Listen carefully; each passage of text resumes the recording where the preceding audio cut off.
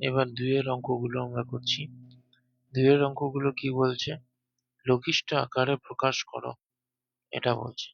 তো লঘিষ্ঠ আকারে প্রকাশ কিভাবে করব আমরা দেখি। লঘিষ্ঠ আকারে কিছুই না, কাটাকাটি করতে হবে।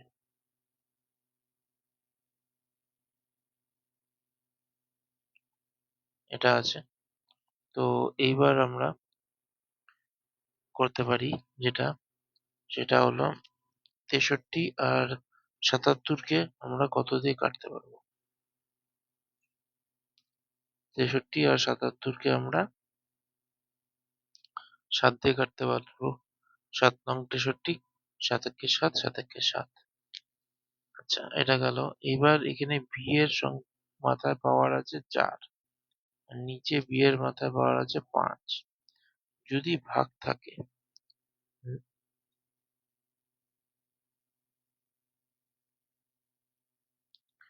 যদি ভাগ থাকে এরকম, আর আমাদের অঙ্ক 9/11 কে আমি সামনে নিয়ে নিলাম, গুণ এ কিউব, কারণ এখানে এর কিছু নেই, ওকেও সামনে নিয়ে নিলাম। এইবার বিটাকে যদি আমি এরকম ভাবে লিখি, ভাগ থাকলে পাওয়ার গুলো কি হয়? বিয়োগ হয়ে যায়। উপরে যে আছে সে, তারপরে এখানে ভাগ আছে, সেই জন্য বিয়োগ, আর মাইনাস বি এর মাথায় যে 5 আছে সেটা -5 করে এবার আসলো। তাহলে 9/11 গুণ এ গুণ বি টু দি পাওয়ার -1। -1 মানে কি?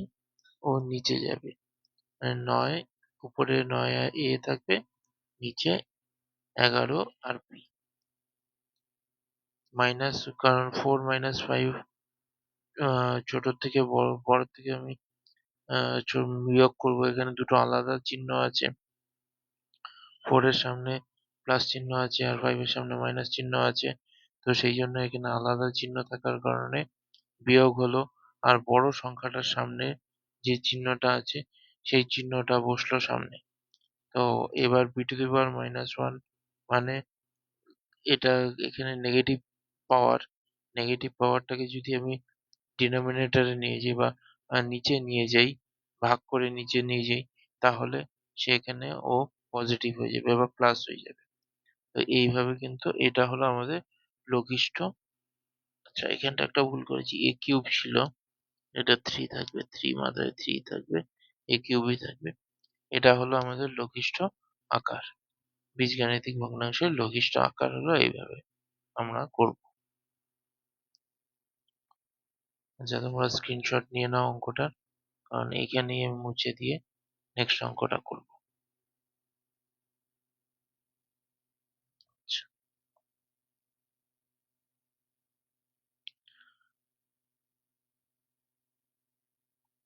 আচ্ছা, এবার নেক্সট অঙ্কটা 2 নম্বর অঙ্কটাও একের মতনই। তো সেম প্রসেসে করব আমি। 2 নম্বর অঙ্কটা করছি না, ওটা পরে তোমরা বাড়িতে ট্রাই করবে। আমি 3 নম্বর অঙ্কটা যাচ্ছি, যেটা একটু আলাদা টাইপের আছে। X square minus 3x plus 2x² - 1।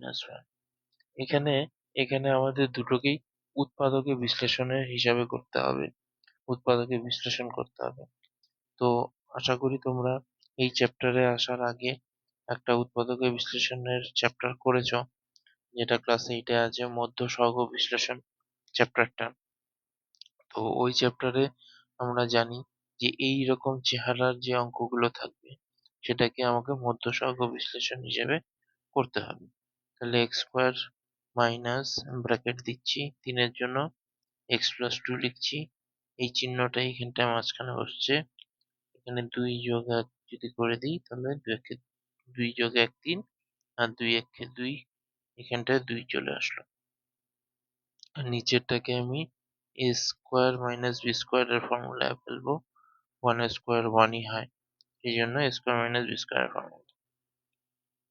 X square minus 2x minus 1 into x, এক্সই হবে খালি, plus 2 by a plus b into a minus B.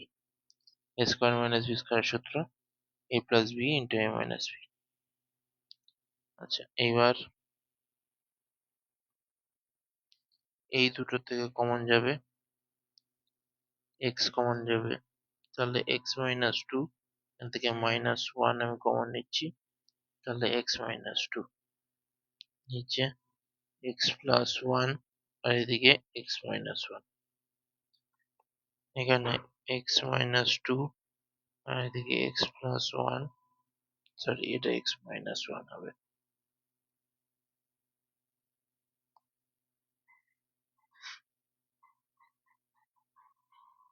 আর এদিকে x plus one, x minus one, x minus one, x minus one কেটে গেল, তাহলে আমাদের লঘিষ্ঠ আকার এটা। এইভাবে কিন্তু এই অঙ্কগুলো করতে হবে। এই অঙ্কটাও সবগুলোই এটা এটা এটা মধ্যসহগ বিশ্লেষণ করে করে নিতে হবে। এই অঙ্কটাতে এটা মধ্যসহগ বিশ্লেষণ, আর এখানে কমন নিয়ে করতে হবে। তো এইভাবে কিন্তু আমরা দুইয়ের অঙ্কগুলোও করে নিতে পারবো। দুইয়ের এক থেকে ছয় সাত অব্দি, এক থেকে সাত অব্দি অঙ্কগুলো এটা এ কিউব প্লাস বি কিউবের ফর্মুলায় ভাঙবে, আর এটা a square minus b square form. এইভাবে কিন্তু অঙ্কগুলো আমরা করতে পারবো।